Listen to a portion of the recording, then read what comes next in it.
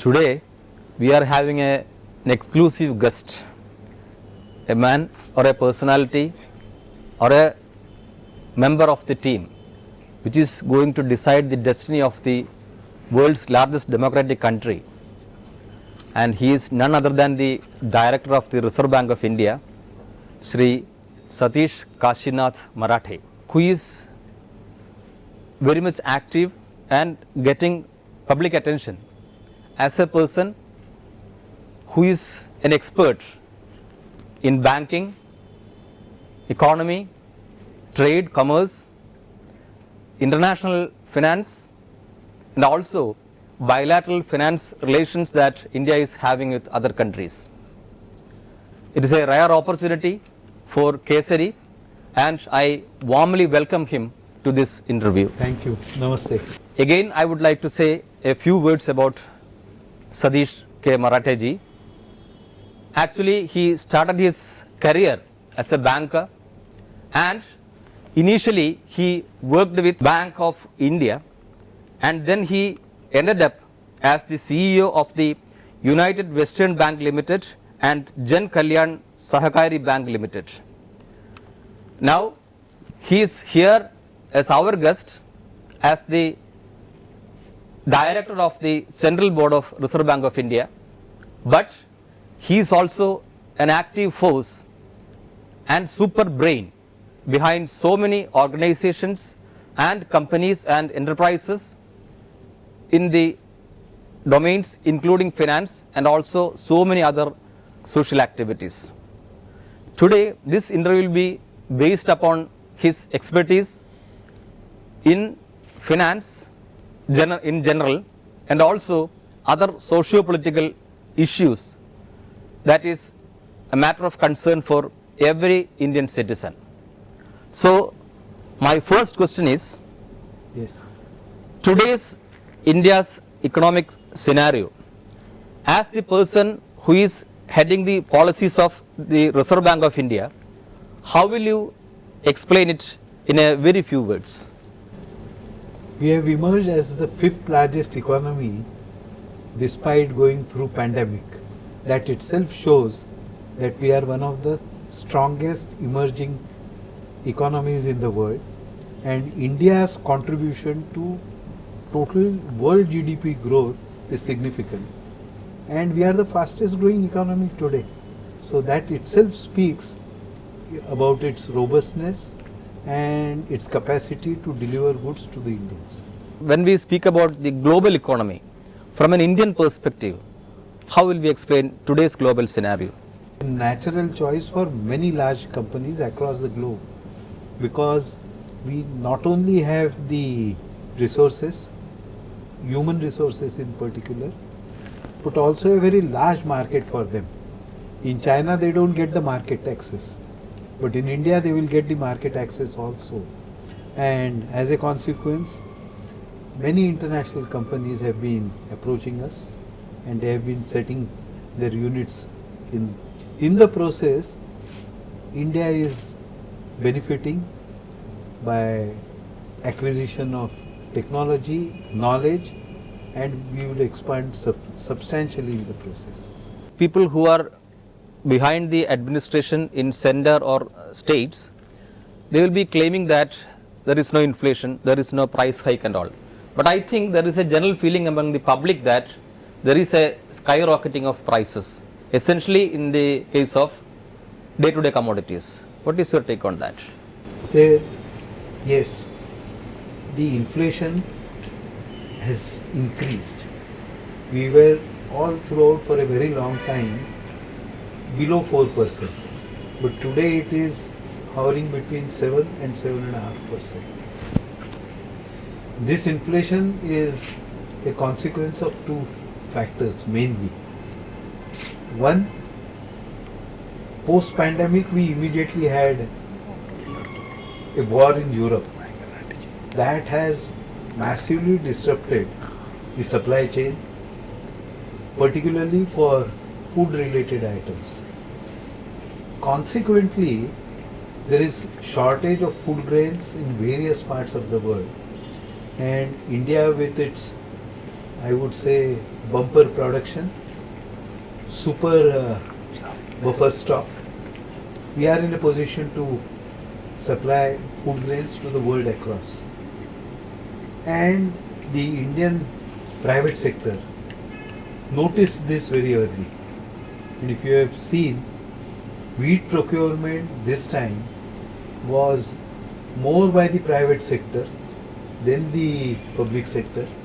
In the process, the farmers have benefited because they got a higher price. But what has happened is when they started exporting, for example, wheat initially, the international prices forced increase in local prices of wheat.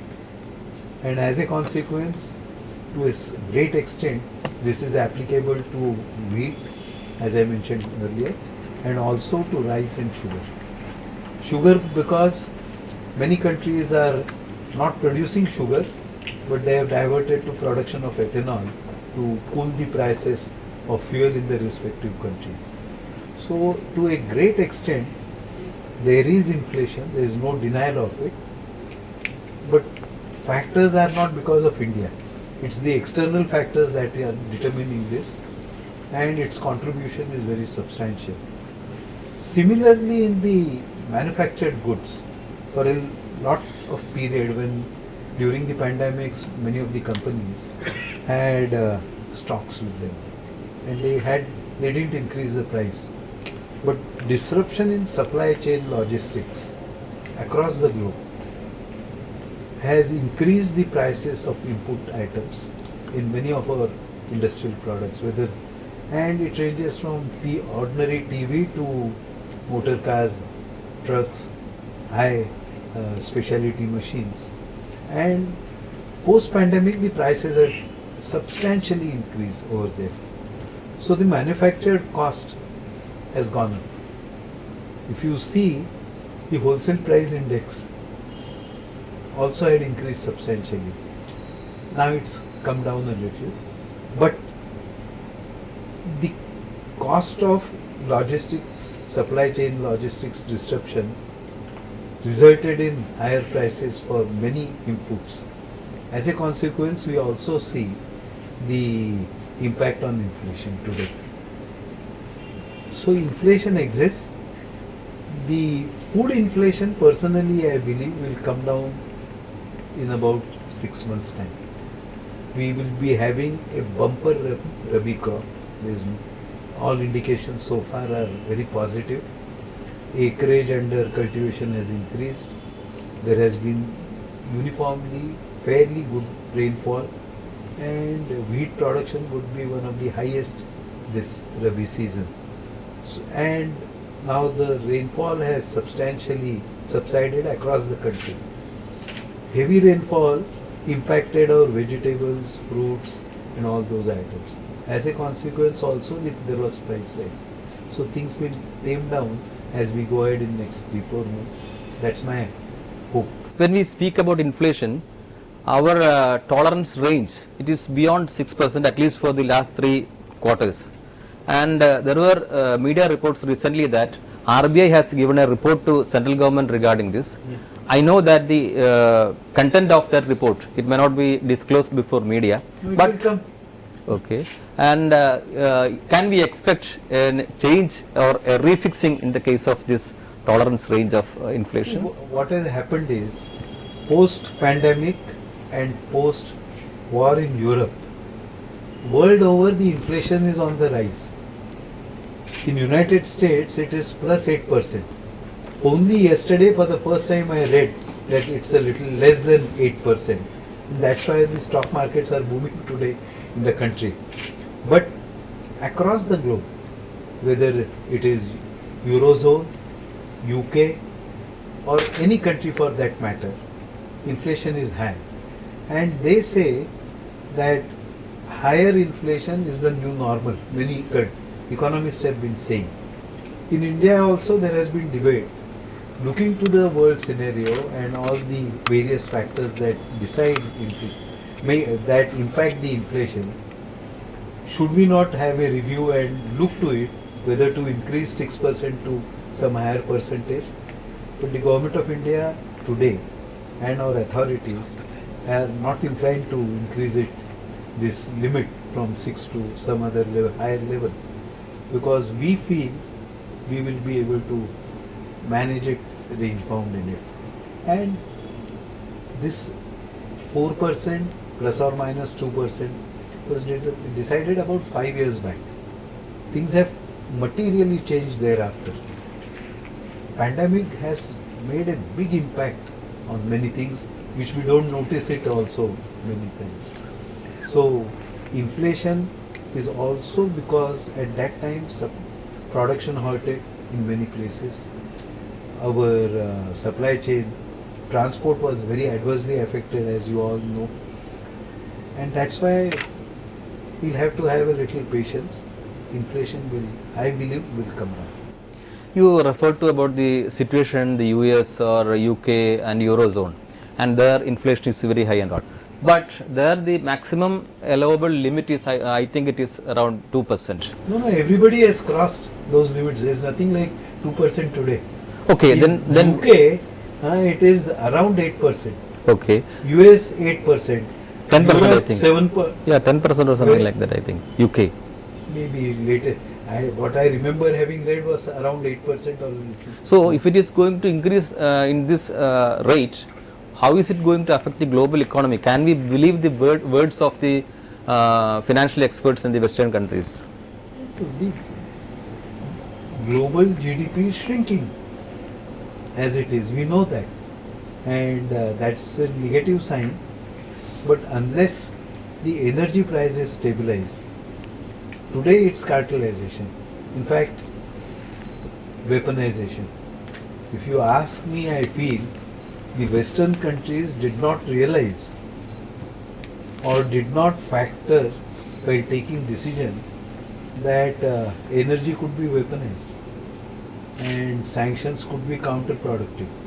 Today, two currencies are the strongest. One is dollar, the other is ruble.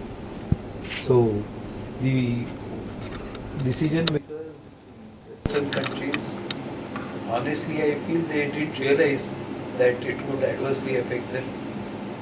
And perhaps Netherlands or Belgium, excluding either of one of these countries, the entire Eurozone in the West is going to be adversely affected. Challenging times are ahead with winter round the corner. A question related to this thing, this inflation, we have to think about interest rates also.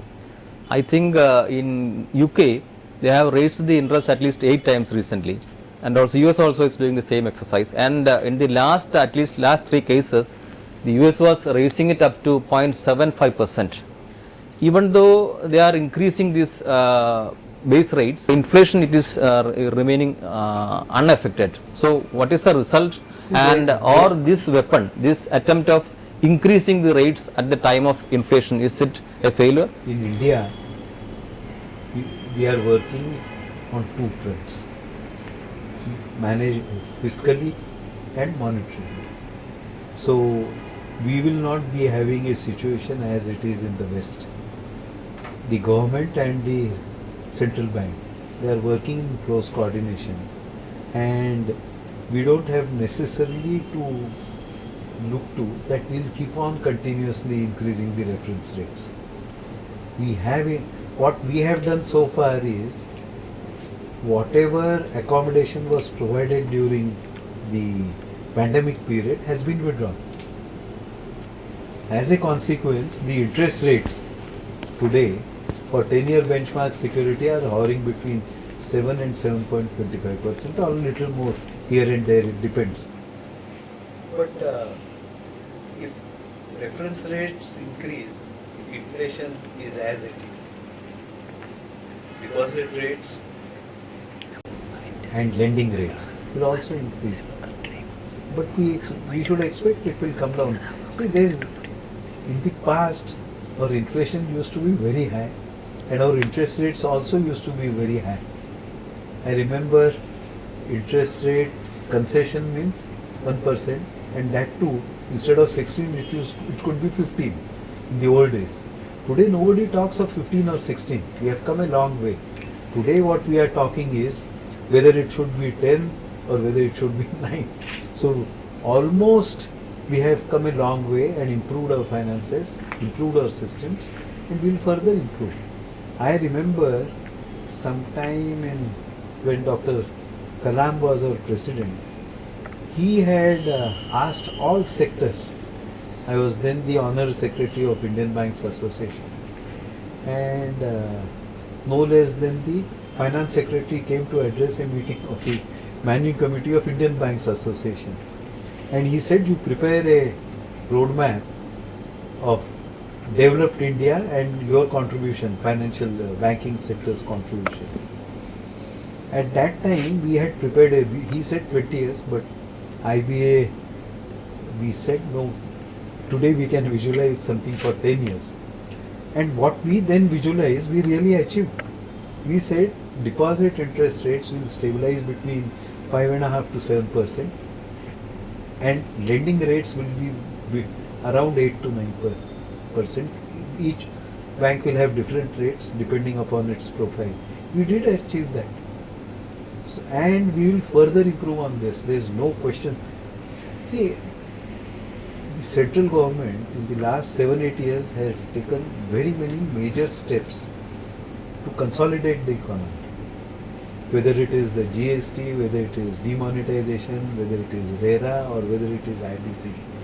These are far-reaching legislations, and they are making a deep impact. The formalization of Indian economy has been substantially achieved, and year after year it is increasing. And as a consequence, our tax collections are increasing. People filing returns have increased substantially. This year I believe it was plus 6 crores. In the old days it was not even 1.5 crore, I remember. But then we are formalizing, we are consolidating, and our growth, we should also understand, this aspect doesn't come in the media, that's why I am specifically saying, our growth is equitable, inclusive, and that is, you must have read lakhs of houses being constructed in last 5 or 6 years in rural sector and in urban sector. Ayushman Bharat, it's one of the gigantic schemes giving health cover to our poor people. Now, the central policy of the government has been inclusiveness and equitable, I would say, opportunities and sharing of growth. That is what it is, and that is not being brought out in the media the way it should be brought out. Okay, you are telling about the Indian situation. Again, I want to know something about the global scenario. For example, if you take the case of Turkey, there the inflation is about 85% or something like that. At the same time, they are bringing out the lending rates. Different is the situation in Japan. Japan, in this pre-COVID era, their inflation was nearly zero. But after this COVID pandemic and all, it came up to something around 3%. But they are not changing the bank rates. So all these models we can see. Sometime earlier we discussed the US situation. They are simply changing the rates and all, but nothing is happening. India is having a different model. So what is the global model, or what is the successful model? What is the it will depend upon the profile of each country and its requirement. If you remember, Japan has been a typical case of stagnation for all these years. It has not been growing the way it should have grown. So Japan cannot afford to increase the rates of interest today. And Japanese population is small. Their production centers are not much in Japan, they are more outside. And they depend on exports of what is produced in other countries. They are in a way improving the economies of other countries by having their units abroad. That is also one of the factors in Japan. Turkey, I am not aware why they are with such inflation, why they are reducing the rates. Maybe they want to continue to support their industry by keeping the interest rates low. I am not aware of Turkey much. I have read about it, but I am not aware of the details. Okay. During these COVID days, almost all the countries developed and developing, and all these countries, they were trying a different exercise. All the countries were trying to take maximum currency to the public. So they eased out the monetary policies and bank rates were brought down. All these things were done, and it may be the basic reason for the problems that these economies like US and all are facing now. There is such a thought also. At the same time, the US dollar is remaining as the global reserve currency. So the dollar is getting weakened because this US economy is in a crisis now. So how is that going to affect the global economy, especially when currency of India and such other countries are getting stronger? We also eased. We infused, if you remember, directly and indirectly through the actions of the government and the Reserve Bank, almost 17 lakh crores. We also brought down substantial rates. But from our past experience, particularly when the financial meltdown happened in 2008 and its consequences thereafter, in all our liquidity infusion, we had put a sunset clause. And today, this week's figure I do not know exactly, but about 15 days back, the liquidity, system was about 3.5 lakh crores. So that is one point. American economy, if you feel that it is getting weak, is not correct. America is in crisis, but their unemployment rate is currently the lowest. Their production capacities are increasing, and many of the items which they were previously not producing, they have started producing over there in their own country. So America is a complex. Now the war in Europe is giving a boost to their armament industry, and it's a huge business for them. So America, I don't consider it to be weakening, at least in the near term. Long term, Dattone Thengdi ji has said already that this model of capitalism and dependence on market forces will not survive over a period of. That's why he came out with an alternative which we call as the third way. So immediately nothing will happen in America, but over a period of time that model is not sustainable. See, everybody is investing in the government securities of Federal Reserve. What does it mean? It means they are borrowing, and their rate of, nobody talks of current account deficit of America because it's the dollar which is being used as exchange currency.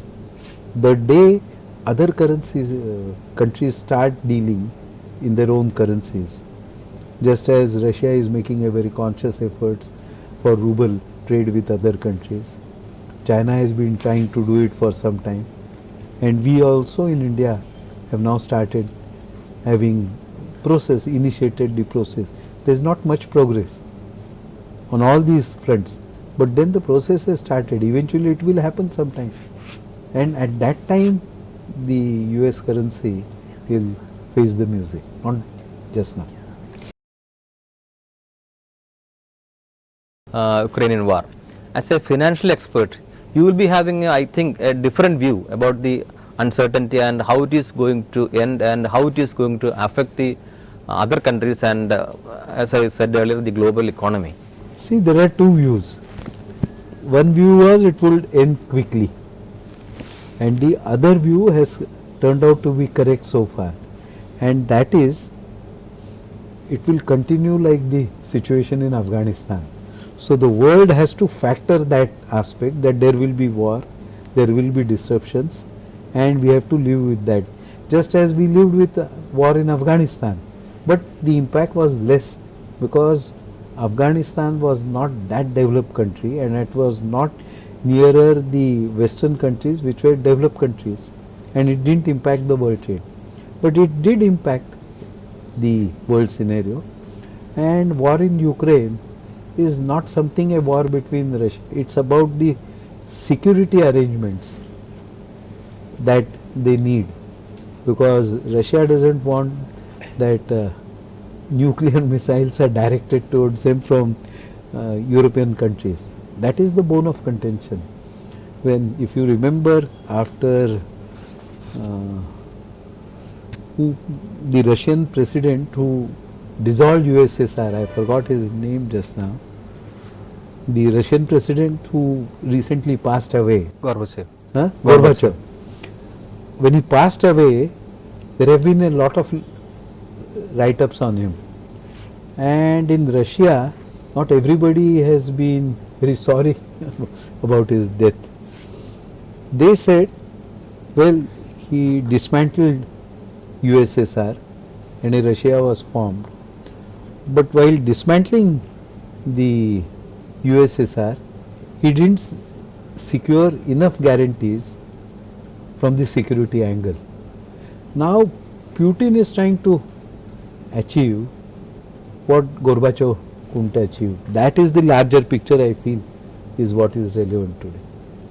If we come back to India, there are wide criticism that the monetary policies of government of India, especially Modi government, I have to say, regarding like demonetization or from paper currency to digital currency, or transaction through bank accounts only, all these things were a failure, and they couldn't be followed up well by the central government.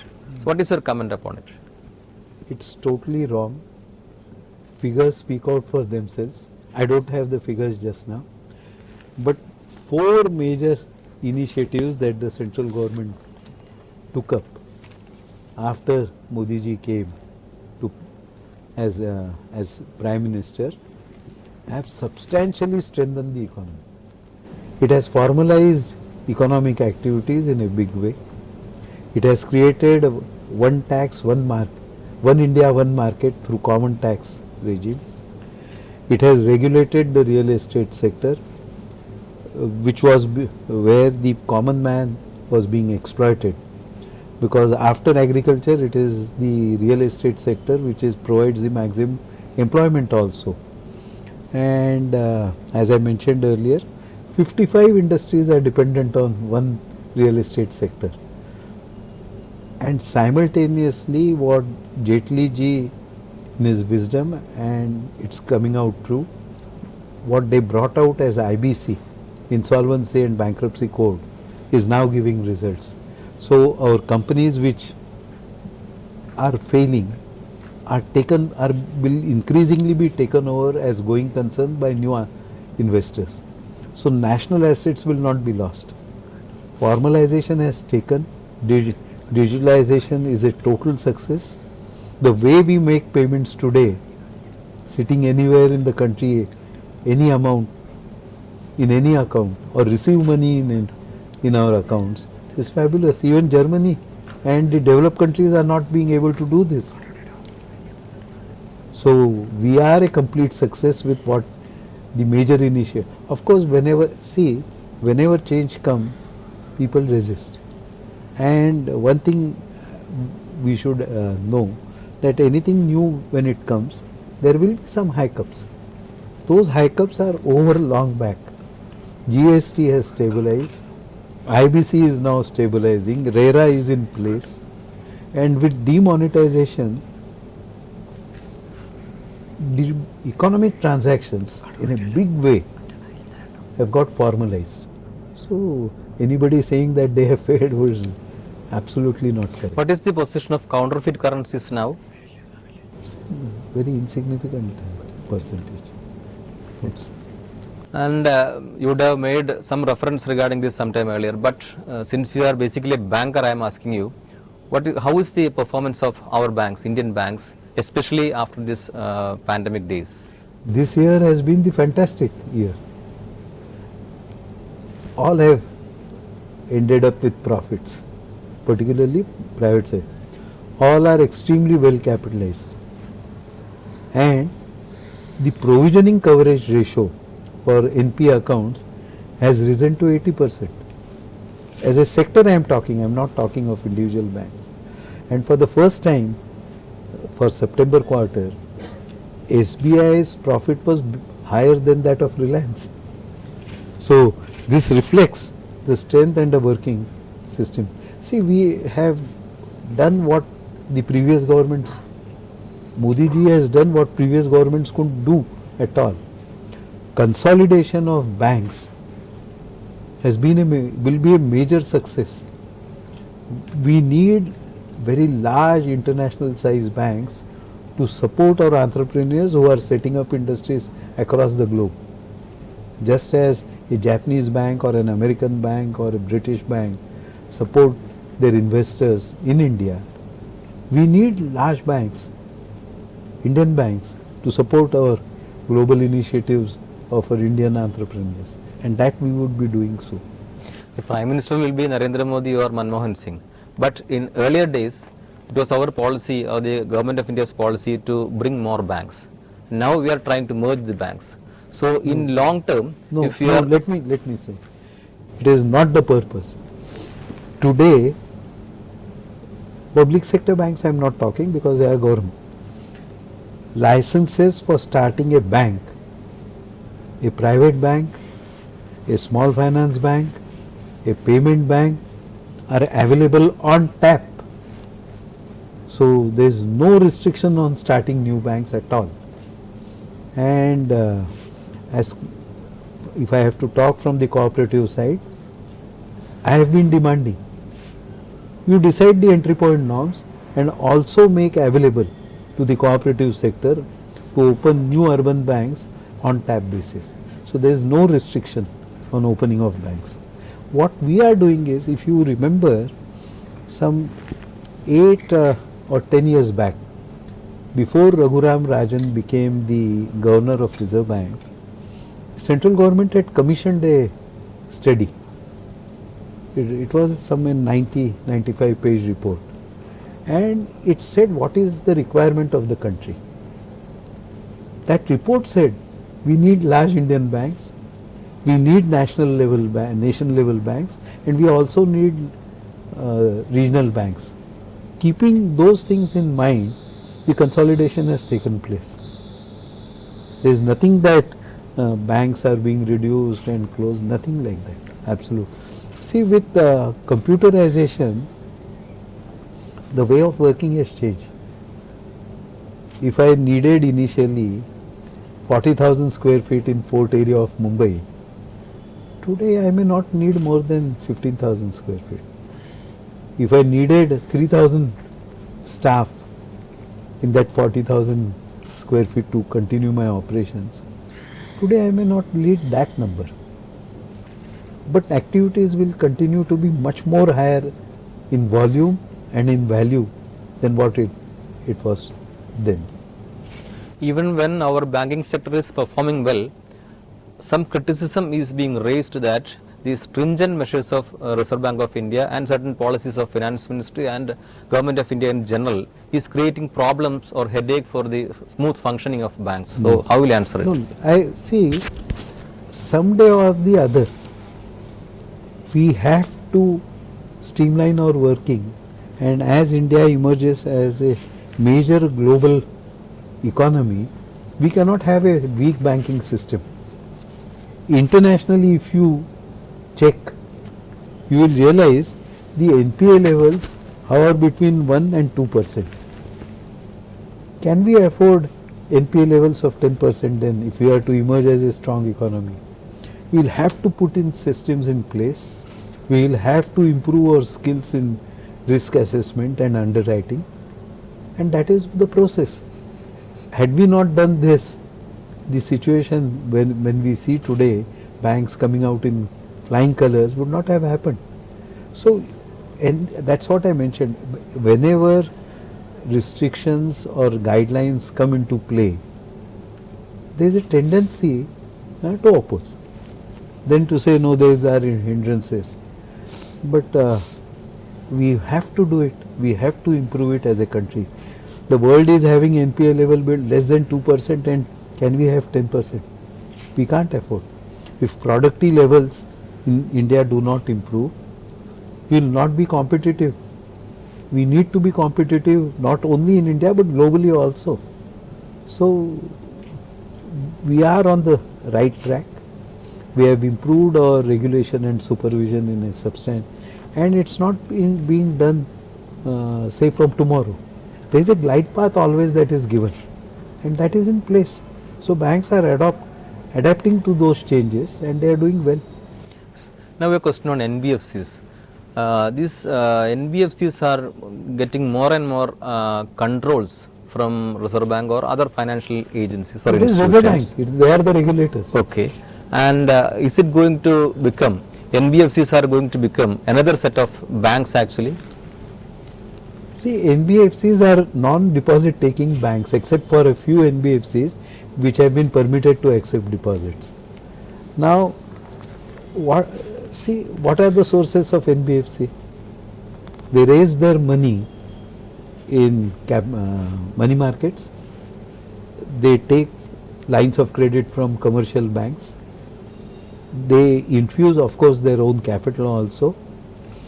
So, if NBFCs are going to be an integral part of the financial system, to avoid financial hiccups, we will have to take steps to regulate NBFCs. And if you have seen, the regulation of NBFCs has been divided into 4 categories. Uniformly, the regulation is not being applied. Bigger the NBFC, bigger its exposure, higher the regulation. That's how it is. And that's why some of the NBFCs looking to the regulations may try to convert themselves into banks. Recently we saw only one example, HDFC merging with HDFC Bank, because previously they feel that they do not have enough access for raising money from by way of deposits, and their cost is higher. They were becoming not necessarily very competitive. That's why they got merged. So some of them may prefer a merger, some of them may convert themselves into a bank. That can happen. And there is nothing wrong in it. We should welcome it in the larger interest of the country. Okay. Now a question on GDP. Recently our GDP surpassed that of Britain. Once we called the country as Great Britain.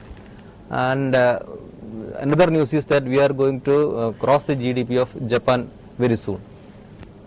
On one side this thing is happening, and on the other side at the same time the per capita income is very less. Compared to Britain, I think it is sometimes 20 or 25 times that of India.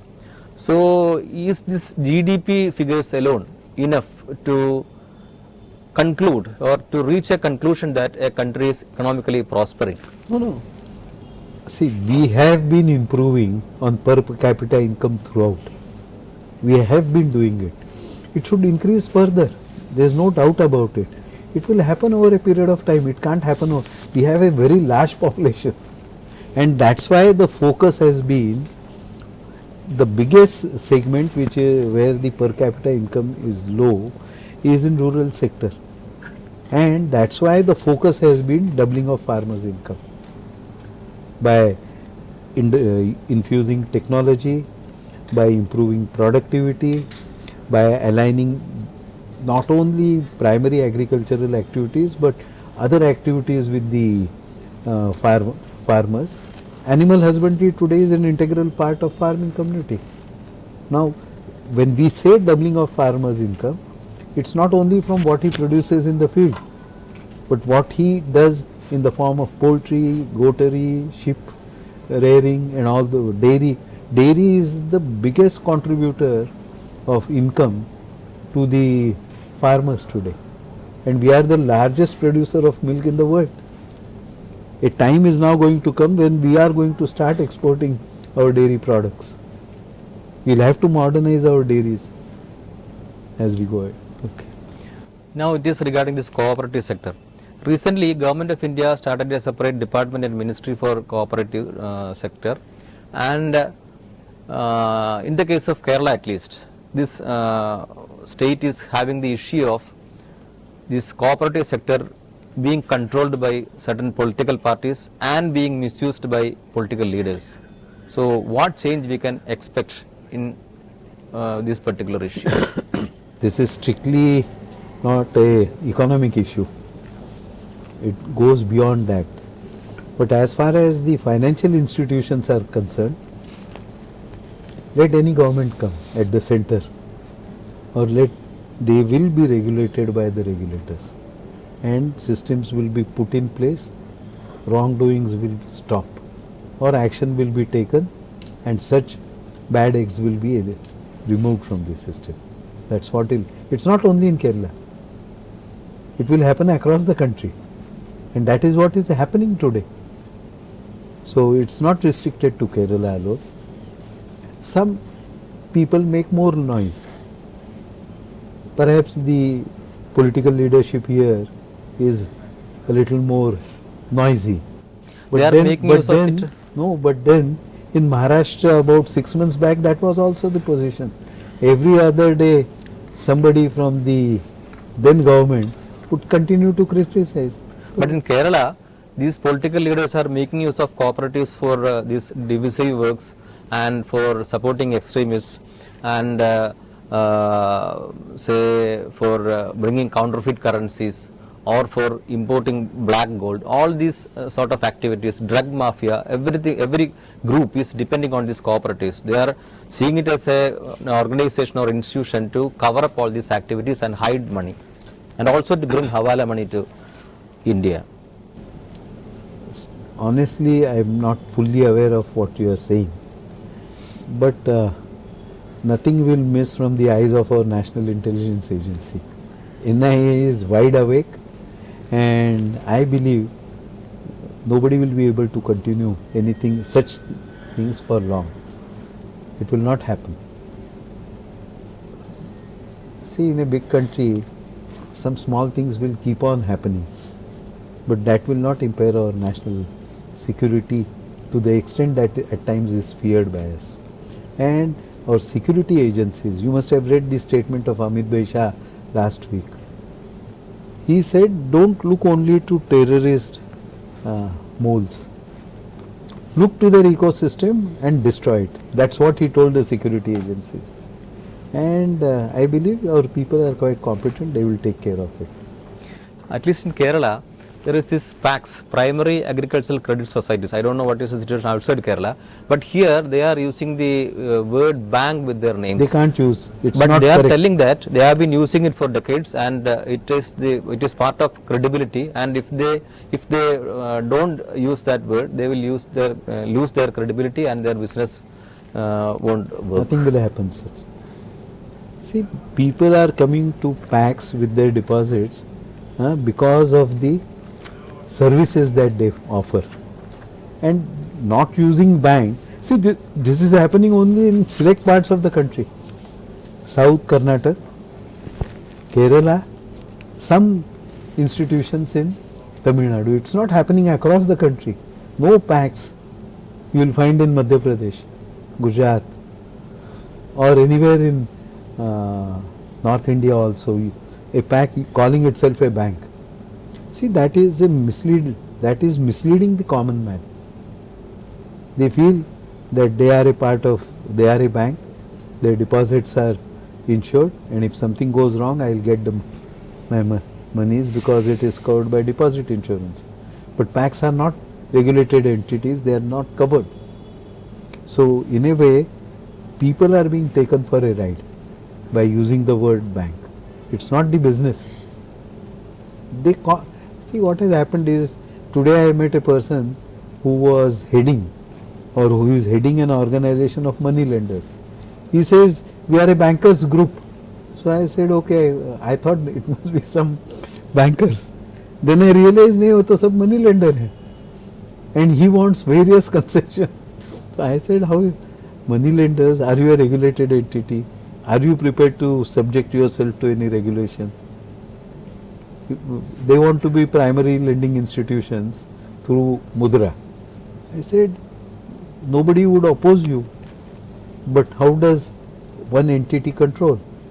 An interministerial group a few years ago, when they interacted and gathered information from all over the country, the report has brought out that common man, small people have lost 65,000 crores through such nefarious activities, who are abusing the system and not following the rules. So concessions and all will follow if it is well regulated. It is very interesting to hear about the very informative facts about finance, commerce, banking and all from you, but due to paucity of time, I am stopping here with a general question. We are having this Atmanirbhar Bharat movement now, and as far as India is concerned, what makes India special is the domestic market. So if we are going to produce more through this Atmanirbhar Bharat movement, then what is going to be the result of it? Is it going to be something positive, or is it going to create such a situation where this supply is more and demand is less, and how is it going to link India with the international market? No, you don't have to worry on that score. Atma Bharat policies under Atmanirbhar Bharat are very forward looking and progressive across the spectrum, I am saying.